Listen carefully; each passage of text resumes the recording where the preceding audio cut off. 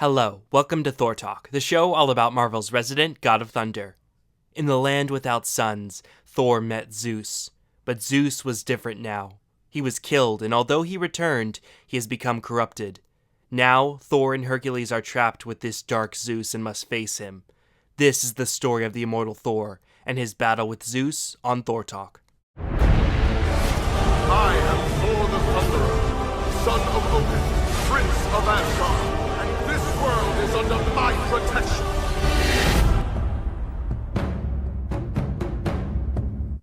The Immortal Thor number 14 was written by Al Ewing and was published in August of 2024.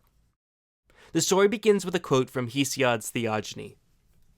Then Zeus no longer held back his might, but straight his heart was filled with fury, and he showed forth all his strength. From heaven and from Olympus he came forthwith, hurling his lightning. The bolts flew thick and fast from his strong hand. Theogony is an epic Greek poem about the origins of the gods composed around 700 BC. It contains the creation of the universe, the birth of the Titans, the Titan War, division of the worlds, and various genealogies. The Titanomachy, or the Titan War, is a 10-year war in which the Titans battled the Olympian gods for dominance. This section describes the part of the war in which Zeus comes down from Olympus throwing thunderbolts, which turns the tide of battle. This section was chosen to be at the beginning of the issue because Zeus's actions here reflect his actions in the story. He is full of rage, he is constantly throwing thunderbolts and unleashing all his strength. Unleashing his full strength has particularly strong consequences, as we'll see in this story. This is a story of long ago and now. A story of dark fate. He's eating them? Gaia recoils in horror at the news from her daughter Rhea. With Gaia's help, Kronos, the king of the Titans, overthrew his father, but with his dying breath, Uranos warned that Kronos would also be overthrown by his children. In primal times, Gaia decreed that all things must live and grow, or wither and die. The seasons changed, but Uranos would not, and so Gaia brought about his end. But Kronos does not want to grow, only to live, and so each time Rhea has a child, he devours them. Such was the fear of the Titan, but Rhea managed to bear a child in secret. Gaia gives her a stone endowed with life to feed to Kronos, and she demands Rhea give her the child. Seeing Gaia's form grow monstrous, Rhea fears for young Zeus and runs away from Gaia with fear of winter in her heart. But when she looks down at the soft bundle in her arms, she sees only a stone. Gaia holds her grandson in her hand and tells him that she has a gift for him. She has seen a need in the future for a great champion who fights for the living earth and the lives she made upon it. One of her blood who knows the storm and sunlight, who knows the fire but is beyond the fire. One who can call spring from winter. "Is that you, little one?" she asks. "Have you the quickness of mind, the strength of spirit? Can you bear the worthy burden in your hand? Are you the sacrifice?" No. He has his father's eyes and will likely never obtain the wisdom necessary, but perhaps he could act as a prototype, a final test for the one to come. She pulls out the key to the Utgard realm and cracks open the gate just a little bit. Zeus is a Skyfather from a Skyfather's line, and so the lightning is his birthright. But Tornos was more than the storm, and so Gaia marks Zeus with Tornos' shadow. She marks him with the wheel of fate. This is a retelling of the origins of the Greek gods. Uranos and Gaia had the Titans, but Uranos feared his children, so he locked them away within Gaia immediately after they were born. This angered Gaia, who made a sickle for her son Kronos, who used it to castrate Uranos. This action allowed the children of Gaia to grow and procreate, which also led to rivers and mountains being made. Kronos feared the prophecy that his children would soon overthrow him, so he ate them immediately after they were born, but Rhea managed to hide away Zeus, who was raised by Gaia. He went on to free his siblings and overthrow Kronos. Here, Gaia lays out the laws that creatures of Earth must abide by. All things must live and grow, or wither and die. Uranos and Kronos wanted to live, but because of that, they suppressed growth, and so Gaia took their lives. Gaia hopes that Zeus can act as her champion, but she sees that he will be just like Kronos and Uranos. She turns out to be correct, as when Zeus gets a prophecy that his child by Metis will overthrow him, he eats the pregnant Metis. Athena is born within Zeus and is freed when Hephaestus cracks open Zeus's head with an axe. There is a lot more to say about this champion and what that means for the overall story, but I'll save that for the end of the video. From that point on, the wheel was upon him, and it turned, creating a dark change in Zeus. He was resurrected as a villainous tyrant that was banished to a land without suns. The land where Thor and Hercules had been trapped in by Loki. Zeus scoffs at the idea that Thor, a god worshipped by raiders and savages, should have anything to do with Zeus, whose worshippers invented reason and philosophy. Your only business with me, squall god, is to kiss the ground at my feet! Thor! Turn. My thanks, little lightning. I had no quarrel with thee, only with thy so-called master. But there are others here who have business with Thor. Nyx, goddess of night, was also taken to this land of absolute darkness. Zeus rages at the sight of her, still angry that she killed him in the past. Nyx laments that Zeus didn't stay dead, and Thor asks if she knows about the wheel that turned and resurrected Zeus. Nyx knows nothing of wheels or cycles. She is not Gaia, who is the changing of seasons. She is the cold calm of midnight, and the moon that hangs overhead.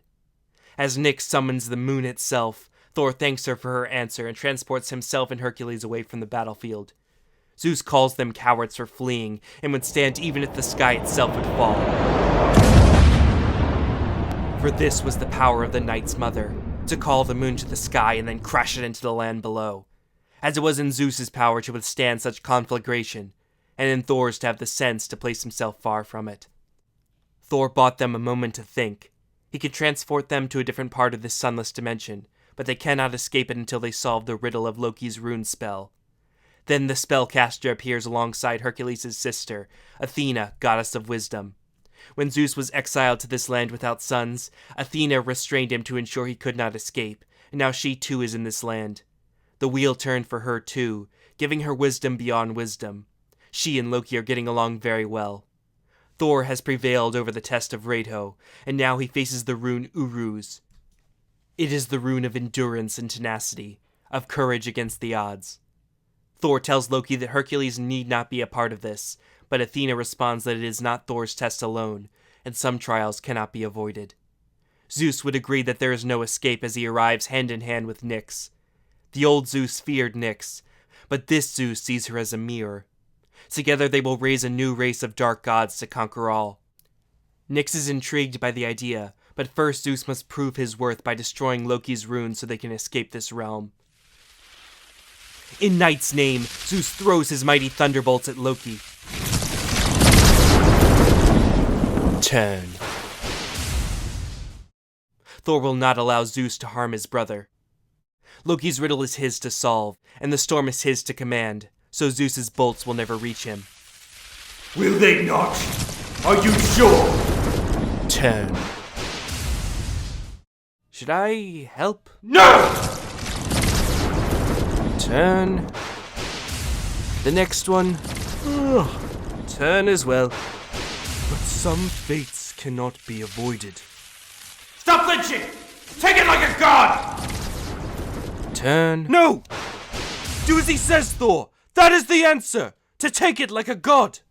Thor was not on Midgard, so his wits were as keen as ever, and when he heard Hercules' words, he quickly cut to their meaning. Some trials cannot be avoided forever. They must be endured, and enduring them may give deeper strength. Thor begins to grapple with Zeus. Zeus is enraged that Thor would lay his hands on him, but now there is no escape. Thor could turn Zeus's bolts when thrown, but now Zeus can summon them from inside Thor.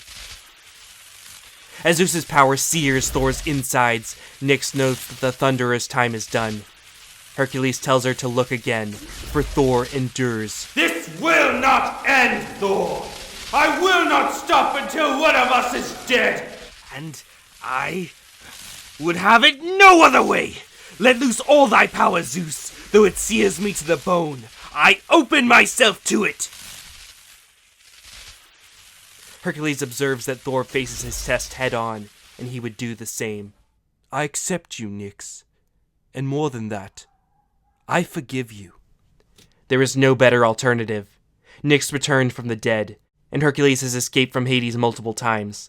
They will keep coming back, and they will keep fighting unless they are willing to forgive each other. Hercules tells her to look around at the world she is in. It is a place of complete darkness. It is the home she has always sought. For the first time, Nyx truly sees this realm for what it is. Here she could build, create temples, lovers, and poets. Neither lesser nor equal to Zeus, but completely beyond him. Nyx came onto the scene in a big way by killing all the Olympians, but her reasons for doing so were rather understandable. She was darkness, which was feared by all and banished by the gods. She attempted to find happiness, to find a place where she belonged, but everyone still feared and resented her. She was designated as a villain, and eventually she attempted to overthrow the gods. She was not naturally evil, but instead was unable to bear being constantly feared by everyone.